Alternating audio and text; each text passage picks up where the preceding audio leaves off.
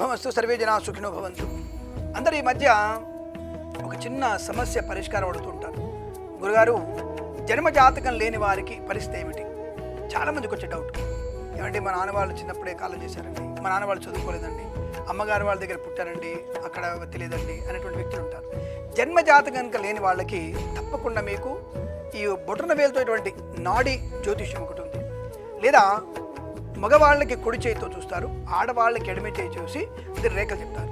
దీనికి హేతువాదులు అంటే కొంతమంది జన అజ్ఞాన వేదికల వాళ్ళు, కొంతమంది సూడో నాస్తికులు. ఏమండి చేతి వేళ రెక్కలు చూసి చెప్తారా అంటే అదొక శాస్త్రం. దాన్ని చదవగలిగేటువంటి యోగ్యత, స్థైర్యము, ధైర్యం ఉండాలి. అదొక శాస్త్రం. దానిలో పరిశోధన చేసినారు కొంతమంది. నాడీ జ్యోతిష్యం లేదు చెప్పడానికి ఈ హేతువాదులకి, ఇతరులకి, సూడో నాస్తికులకి అధికారం ఎక్కడిది? కాబట్టి నువ్వు చదివితే కదా తెలిసేది. నువ్వు చదవకుండా అది ట్రాష్ మ్యాష్, దేవుడు లేడంటే ఏం చెప్తా నేను? స్టార్టింగ్లోనే దేవుడు లేడంటావు, నేను దేవుడు ఉన్నాడని చెప్తాను నేను. నువ్వు చూపిస్తావా అంటావు, ప్రత్యక్ష చూపిస్తే నువ్వు బతుకుతావా అంటాను నేను. కాబట్టి దీనికి ఈ అంతు అదుపు లేదు. కాబట్టి దీని గురించి పక్కన పెట్టేసి జ్యోతిషాస్త్రం ప్రకారంగా మనకి హస్త సాముద్రికం, నాడి జ్యోతిష్యం కూడా ఉంటుంది. కాబట్టి దయచేసి మీరు ఎవరైనా సరే మీకు దగ్గర ఉన్నటువంటి ఈ హస్త సాముద్రిక పండితుడిని, బయట కనబడేటువంటి ఈ చిలక జ్యోతిష్యం చెప్పేవాళ్ళు కాదండి, సరైనటువంటి నిష్ణాతులని మీరు సంపాదిస్తే తప్పకుండా మీ యొక్క జన్మజాతక వివరాలు తెలుస్తాయి. లేదు మాకెవరు తెలియదండి, దొరకట్లేరండి, నాడీ హాస్టల్ దొరకట్లేరు, సరైన వాళ్ళు లేరు, దాని 50,000 ఇచ్చేయి, దానికి పూజలు చేస్తా అంటున్నాడు, హస్తాముద్ర చూస్తే నీ చేతుల్లో 4 రెక్కలు ఉన్నాయి, నువ్వు ఎల్లుండి చచ్చిపోతావు అంటున్నాడు. ఇదంతా కూడా దరిద్రపు వేషాలు. కాబట్టి దాన్ని నమ్మకండి. మరి ఎలా స్వామి అంటే ప్రశ్నశాస్త్రం ఒకటి ఉంటుంది. జ్యోతిష్కుడిని కలవండి, వెళ్ళి జ్యోతిష్యుడిని కలిసేసి, అయ్యా నాకు జన్మజాతకం లేదు, ప్రశ్న లగ్నం చెప్పండి. ప్రశ్న లగ్నం. ఇప్పుడు గురుగారి దగ్గరికి వెళ్ళారు, గురుగారి దగ్గర కూర్చున్నారు, 2-3 జాతకాలు చెప్పారు, 4వ వాడికి మీరు వచ్చారు లోపలికి. రాగానే గురుగారు నమస్కారం పెట్టేసి, గురుగారు జన్మజాతకం లేదండి, ప్రశ్న లగ్నం చెప్పండి. డైరెక్ట్ నేను ఇది అడిగాను అంతవరకు. ఆయన ఆ సమయంలో ప్రశ్న లగ్నం, ఆ సమయంలో ఆయన వేసుకున్న ప్రశ్న లగ్న ప్రకారంగా ఆ లగ్నము నుంచి నీకున్నటువంటి భావచక్రాన్ని, నవాంశక్రాన్ని వేసుకుంటూ నీకు ఫలితాలు చెప్పేటువంటి అవకాశం ఉంటుంది. అది 100కి కనీసం 70% కరెక్ట్ అవుతుంది.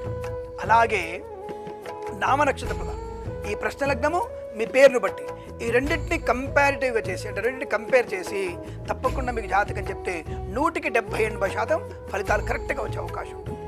కానీ దాన్ని ప్రశ్న లగ్నం అంటారు. అది సెప్టెంబర్ 29 వెళ్ళండి, సెప్టెంబర్ 30 వెళ్ళండి, అక్టోబర్ 6 వెళ్ళండి. ఆ రోజున ఆ పంతులు గారిని, ఆ గురువు గారిని కలిసే సమయంలోనే అది ప్రశ్న లగ్నం. మళ్ళీ వెళ్ళి ఈసారి మా బార్లో కట్టి నేను మధ్యాహ్నం వెళ్ళినా సరిగ్గా రాదు కాబట్టి ఈసారి సాయంత్రం వెళ్తా, మంచి ఫలితాలు వస్తాయేమో. ఒక్కసారి ఆ ఫలితాలు వచ్చిన తర్వాత మళ్ళీ మీకు ఫలితాలు మళ్ళీ రావు. కాబట్టి ఆ ఫస్ట్ టైం మీరు ప్రశ్న లగ్నం వేసుకుంటే తప్పకుండా మీ జాతకంలో ఉన్నటువంటి మంచి శుభకరమైన విశేషాలు, ఉద్యోగ లాభం, విద్యా లాభం గురించి తప్పకుండా తెలిసే అవకాశం. అటువంటి నిష్ణాతుల వ్యక్తుల దగ్గరికి వెళ్ళాలి.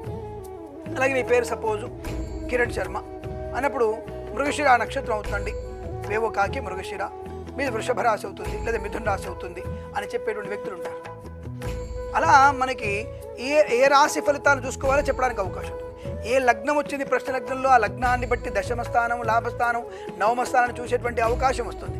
ఇలా మనకి ఉన్నటువంటి ఫలితాలని బట్టి మన జన్మజాతకాన్ని మరియు ఇప్పుడున్న ప్రశ్న లగ్న ప్రకారంగా ఫలితాలు మనకి కొంతవరకు అంటే 70 to 80% మనకి అనుకూలమైన ఫలితాలు వచ్చి మనకి రాబోయేటువంటి రోజుల్లో చేసేటువంటి పనిలో కానీ, వృత్తిలో కానీ, ఉద్యోగంలో కానీ, వ్యాపారంలో కానీ శుభయోగం ఉందా, ఇబ్బందులకరంగా ఉంటుందా, ఏ ఫలితాలు చేసుకోవాలనే విషయాన్ని తప్పకుండా పాటించవచ్చు. ఆయా పరిహారాలు కూడా మనం పాటిస్తే శుభకరమైనటువంటి అనుకుంటుంది.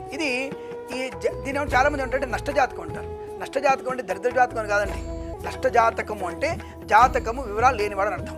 కాబట్టి ఇటువంటి నష్టజాతక ఫలితాలు ప్రశ్న లగ్న ప్రకారంగా, నామనక్షత్ర ప్రకారంగా 2 విధాలుగా మనం చూసినట్టయితే తప్పకుండా మంచి శుభ యోగాలు అవన్నీ కూడా తెలుస్తాయి మనకి. కాబట్టి అలా మీరు ప్రశ్న లగ్నం చూసుకొని ఆనందమయ ఐశ్వర్య జీవితాన్ని పొందాలని కోరుకుంటూ సర్వే జనా సుఖినో భవంతు. ప్రేమతో మీ కిరణ్ శర్మ.